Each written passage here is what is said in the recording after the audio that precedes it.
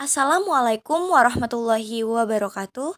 Halo, perkenalkan, saya Mutia Anggraini, mahasiswa Universitas Negeri Medan, Fakultas Ilmu Sosial, jurusan Pendidikan Pancasila dan Kewarganegaraan. Di sini, saya akan menjelaskan kaitan antara globalisasi, degradasi moral, dan Pancasila sebagai sistem etika. Di era milenial sekarang, generasi bangsa Indonesia tidak sedikit yang sudah melek akan internet ataupun media sosial, bahkan anak batita sekalipun. Tanpa disadari, kemajuan ini memerlukan dampingan dari orang tua agar anak mampu menerima dampak positif dari kemajuan globalisasi. Namun, sangat disayangkan bahwa masih banyak orang tua yang acuh terhadap hal ini dan mengakibatkan lama-kelamaan anak dapat kehilangan jati diri sebagai bangsa Indonesia dan mengalami kemerosotan moral yang mempengaruhinya dalam berperilaku bermasyarakat, berbangsa, dan bernegara, yang juga mengancam keeksistensian nilai pada Pancasila dan budaya dari bangsa Indonesia itu sendiri. Degradasi moral atau yang dikenal dengan kemerosotan moral ditandai dengan mulai melunturnya ketaatan masyarakat terhadap norma-norma sosial yang telah dibuat dan diberlakukan dalam kehidupan bermasyarakat, berbangsa, dan bernegara. Hal ini dapat kita lihat dari beberapa kasus yang dikutip dari berita yang telah ditampilkan dalam video-video sebelumnya.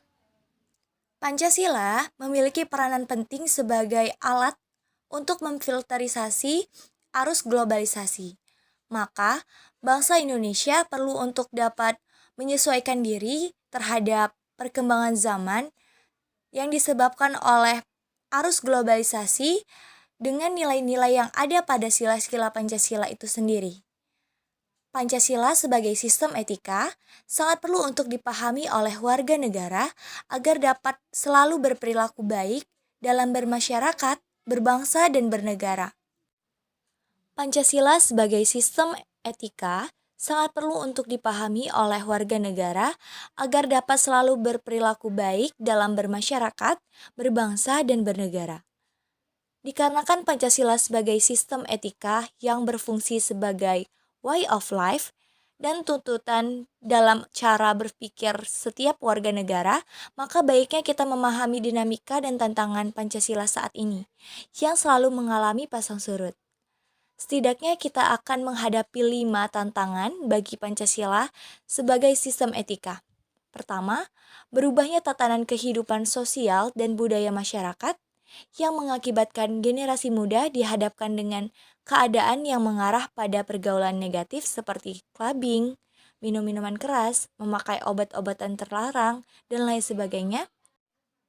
Kedua, lunturnya wibawa kepemerintahan yang menimbulkan rasa ketidakpercayaan warga negara terhadap pemerintah dan adanya sikap apatis terhadap berbagai program yang dirancang pemerintah. Ketiga, munculnya konsep ekonomi liberal dan kapitalisme sehingga menimbulkan dampak ketimbangan dalam kehidupan masyarakat yang memunculkan keresahan dengan meningkatkan kejahatan dan kriminalitas sebab ketimpangan ekonomi yang sangat jauh.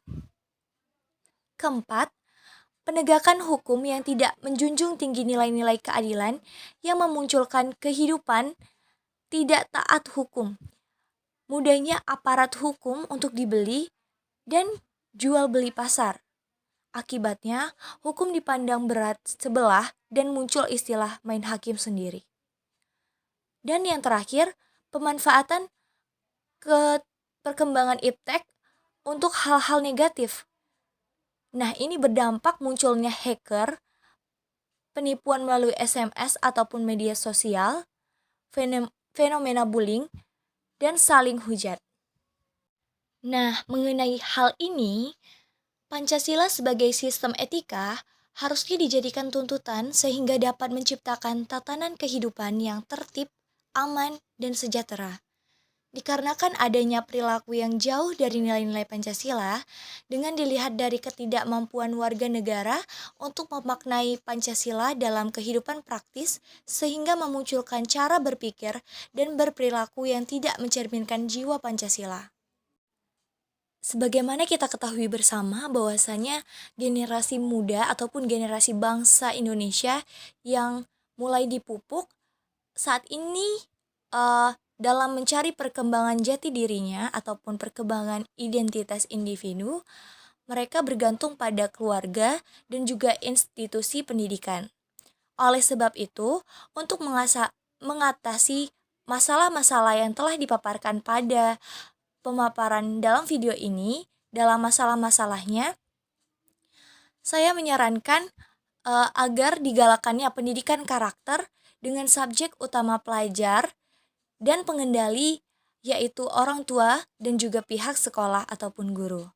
Nah, pihak-pihak ini diharapkan mampu memahami pola pikir anak dan mampu memberikan masukan bijak pada setiap fase baik dalam tahap kegagalannya maupun pencarian identitasnya. Tujuannya adalah agar anak terhindar dari penyimpangan sikap yang mengancam moralitas generasi bangsa.